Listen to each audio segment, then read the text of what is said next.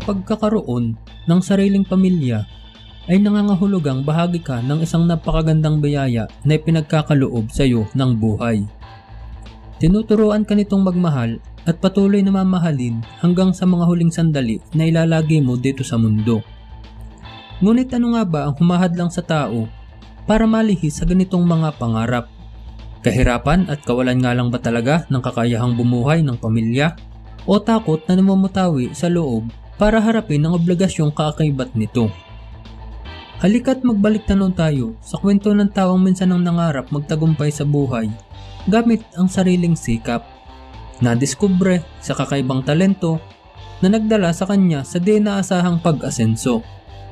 Ngunit ipinagkait sa sarili ang kaisa-isang kailangan sa buhay na hindi basta-basta makakamit gamit ang salapi. Ang kwento ni Jose Clemente de Andres o yung tinaguriang Ako ang daan!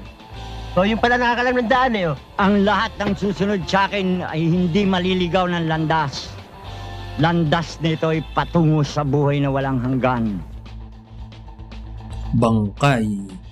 Pero kung bago ka pa lang sa ating channel, pakipindot na din po ng like, subscribe, at bell notification button para palagi kang updated pag may mga bago tayong kwentong kagaya nito.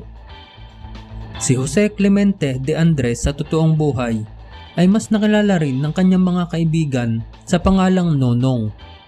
Siya ay isinilang noong ika-4 ng Mayo taong 1947. Si Nonong ay tubong Masbate. Nagsimula siyang pumasok sa mundo ng entertainment noong huling bahagi ng dekada 60, hindi bilang artista, kundi bilang layout artist ng RBQ Productions na pag-aari ni Comedy King Dolphy. Si Nonong ang gumagawa ng posters ng mga pelikula ni Dolphy, maging yung mga billboards nila ay siya rin ang gumagawa at kuhang-kuha ng mga kamay ni Nonong ang itsura ni na Comedy King at ng kanyang mga kasama. Ganun siya kagaling magpinta. Dahil kung ating babalikan, noong kanilang kapanahunan, ay talagang obra maestra lang na mga kamay ang ginagawa nilang mga billboard. Bago pa man mauso ang mga tarpaulin printing, na siyang unti-unti namang pumatay sa kabuhayan ng mga katulad ni Nonong. Dahil mas maganda na nga ang mga ito, mas mabilis pang natatapos.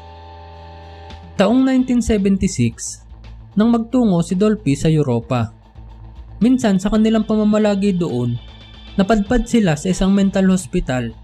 At sa lugar na yun, ay may nakita silang isang baliw na kamukhang-kamukha ni Nonong na kanilang layout artist. At dahil nga sa likot ng imahinasyon ni Comedy King sa pagpapatawa, pagkabalik nila sa bansa, ginawa nila ang pelikulang Sesame Street kasama sina Panchito at Neda Blanca. Dito niya naisip na isama si Nonong sa set bilang extra at ipinagawa sa kanya ang karakter ng isang baliw na gaya ng nakita nila sa Europa. Dahil na rin sa kulitan, si Nonong naman ay tinanggap na rin ang alok sa kanya bilang katuwaan lang. Pero hindi nila inaasahan, nagawa ni Nonong ang bawat bahagi na ayon sa nais ni Dolphy, batay sa kilos ng baliw na nabanggit. Natuwa sila sa ipinamalas na pagganap ni Nonong at simula nun, palagi na siyang kinukuha ni Dolphy sa kanyang mga pelikula at maging sa John and Marcia noong taong 1980, nakasama na rin nila si Nonong. Sa unti-unting paglabas ng katauhan niya sa showbiz, naging suki na rin si Nonong na lumabas sa iba't ibang pelikula sa labas ng productions ni Comedy King, lalo na nung namayagpag ang comedy at horror sa industriya. Dahil sa nipis ng kanyang katawan, kalimitan ay patay o kalansay ang karakter na kanyang ginagampanan. Dito niya tinaglay ang bansag na Bangkay. Kinakatuwaan si Bangkay ng mga manunood bilang isang komedyante. Ngunit mas kinakatakutan siya bilang Bangkay sa mga horror movies noong dekada 80. Naayon na rin sa isang panayam sa kanya ni Miss Corina Sanchez na kapag wika pa siya ng ganito. Talagang natatakot sa akin ang mga tao noon. Isipin mo nga kapag bumababa ako sa isang kalsada, yung mga naglalarong mga bata, nawawala lahat yun. nagtatakbuhan din pati ang mga matatanda. Pati mga taxi driver, hindi ako pinaparahan pag wala akong kasama. Ganon kalakas ang impluwensya niya sa mga manunood noong kanyang kapanahunan. Sumabak na rin sa aksyon si Bangkay noong ito naman ay sunod ding nauso. Ganon din sa mga drama at maging sa mga bold movies, nakasama na rin siya. At pag-amin pa niya, siya yung gumaganap ng mga rapist at busero, na isa naman sa kinagigiliwan niyang mga eksena. Pero ito ay salita lang niya sa mga panayam bilang isang komedyante. Si Bangkay ay lumabas sa mahigit 100 pelikula at nakasama na niya ang halos lahat ng magagaling na artista sa bansa, na kung iisipin ay malayo na dapat ang narating niya sa buhay bilang isang matagumpay na aktor. Pero ang masakit na katotohanan, sa dinami-dami ng kanyang mga naging pelikula, wala sa mga ito ang nagpa-asenso sa kanya dahil sa sobrang baba ng kanyang kinikita. Ilang dekada din siyang namalagi sa showbiz at sa buong panahon na ito ay ekstra lang ang trato palagi sa kanya. Hindi naman siya nagkakaroon ng mga title role o binibigyan man lang na mahabang oras sa bawat eksena. Pag-amin pa niya, halos 300 piso lang kada shoot ang ibinibigay sa kanya. Minsan pa nga pag minamalas ka pa, ay di pa nila nababayaran si Bangkay. Bibigyan siya ng tseke ng mga producer at matutuwa naman ang taong ito sa pag-aakalang medyo magiging malaki ang kanyang talent fee. Ngunit tatalbog lang pala pagpapapalitan na niya. Ang mga bagay na ito ang nagudyo kay Bangkay para lisanin ng tuluyan ang showbiz. Dahil sa tinagal na panahon nga niya sa industriya, patuloy siyang naghihirap. Ang isa pa, saksi si Bangkay sa paghihirap din ng iba pang mga kagaya niya na ekstra lang din ang trabaho sa pelikula. Humantong pang mga ito sa pagbebenta nila ng dugo, bagay na kinatakutan niya dahil wala na siyang dugong maibebenta sakaling magaya sa kanila. Ito rin ang naging masaklap na dahilan kung bakit nagpasya si Bangkay na hindi na lang bumuo ng sariling pamilya, isang bagay na ipinagkait niya sa sarili dahil sa kahirapan. Nang tuluyan na niyang iniwan ang showbiz, ipinagkatiwala naman sa kanya ang anak ng kanyang kaibigan sa Plaridel sa Quezon dahil kailangan niyang umalis ng bansa para sa isang petisyon at walang ibang mapapag-iwanan ng kanyang anak maliban kay Nonong. Si Nonong ang nag-alaga dito at itunuring siyang parang isang tunay na anak at kaisa-isang pamilya. Nasa kanyang puder ito habang nag-aaral simula grade 4 hanggang sa pagtatapos ng kolehiyo. Ngunit di nagtagal, iniwan na rin siya ng batang ito pagkatapos nitong mag-aral dahil sumunod na rin ito patungong Amerika kung nasaan ang kanyang tunay na mga magulang. At sa pagkakataong ito, nanatiling mag-isa na lang muli si Nonong sa mga panahong nagkakaedad na siya.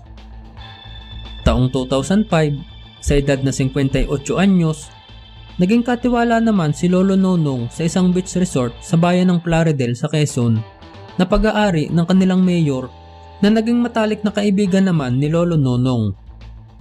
Dito na siya namalagi at ginugol ang kanyang panahon hanggang sa mag-epic comeback siya sa showbiz noong taong 2014 nang mapasama siya sa cast ng Forevermore na isang romantic comedy drama series na pinagbibidahan ni Enrique Hill at Lisa Soberano. Malaking tuwa ang hatid nito kay Lolo Nonong dahil sa edad na 67 taong gulang, kung kailan siya tumanda ay tsaka naman siya nabigyan ng mahabang oras sa harapan ng kamera, bagay na ipinagkait sa kanya sa loob ng mahabang panahon. Itinuturing niyang swerte sa kanya ang project na ito dahil dito rin niya nasumpungan ang kanyang collab team na isa ring horror queen noong kanilang kapanahunan, si Lola Lilia Contapay. Ang naging hamon lang sa dalawang veteranong ito ay ang lokasyon ng kanilang taping na kalimitan ay sa lalawigan ng Benguet ginagawa na lubhang malamig at nagpapahirap sa kondisyon ng kanilang kalusugan sa mga maedad ng katawan. Muling gumawa ng pangalan ang horror couple na ito. Sa katunayan, naimbitahan pa silang muli bilang mga hurados sa programang It's Showtime Magpasikat Season 6 noong taong 2015 at sa iba pang mga palabas sa telebisyon bilang mga guest. Pagkatapos ng kanilang project na ito na Forevermore, balik muli sa resort ang buhay ni Lolo Nonong at muling nawala sa kanya ang buong cast na itinuring na rin niyang mga pamilya. Dito na nagsimulang pumanglaw muli ang kanyang buhay at nawawala na siya ng gana dahil wala naman siyang totoong pamilya at mga apo na nandiyan para maging libangan. Dahil dito, nagsimula na rin maglabasan ang kanyang mga sakit na dala na rin ng kanyang edad. Ika-3 ng Nobyembre taong 2018, kakalabas pa lang sa ospital si Lolo Nonong noong mga nakaraang araw matapos ipakonsulta ang kanyang iniindang emphysema. Wala na siya sa kondisyon ng mga sandaling iyon at hindi na siya natutulog at palaging palakad-lakad na lang na wala naman direksyon kung saan patutungo. Sobra na siyang nababalisa dahil na rin siguro sa kalungkutan ng buhay mag-isa. Nawala na rin ng ganang mabuhay si Lolo Nonong at palagi niyang sinasabi sa kanyang mga kasama sa resort na kung hindi rin lang siya gagaling sa kanyang mga sakit ay mas nanaisin pa niyang mamatay na lang. Nagtangka siyang i-overdose ang gamot na ibinigay sa kanya ng doktor matapos nitong inumin lahat. Ang dapat ay supply niya pang 1 buwan. At pagsapit ng ika-6 ng Nobyembre na madaling araw, 3 araw lang pagkalabas niya sa ospital, si Lolo Nonong ay natagpuan na lang na nakasabit ang sarili sa isa sa mga cottage sa nasabing resort. Kinitil na talaga niya ang sariling buhay na ayon naman sa mga pulisya ay wala namang foul play na naganap dahil na rin sa 2 pahinang suicide note na iniwan nito sa kanyang kwarto na nagsasaad ng pagpapaalam sa kanyang mga kaibigan at paghingi ng tawad sa kanyang gagawing pagpapatiwakal. Kinumpirma naman ito ng kanyang pamangkin sa kanyang Facebook post habang humihingi sa publiko ng panalangin para sa kanyang Tito Nonong.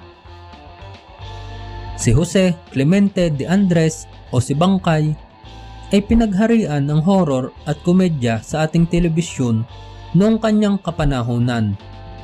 Siya ay pumanaw sa edad na 71 taong gulang. Ang kanyang mga labi ay nakahimlay sa Loyola Memorial Park. Ano nga ba ang pinakamahalaga sa buhay na dapat nating nakakamit? Kayamanan, pagkilala, o pamilya?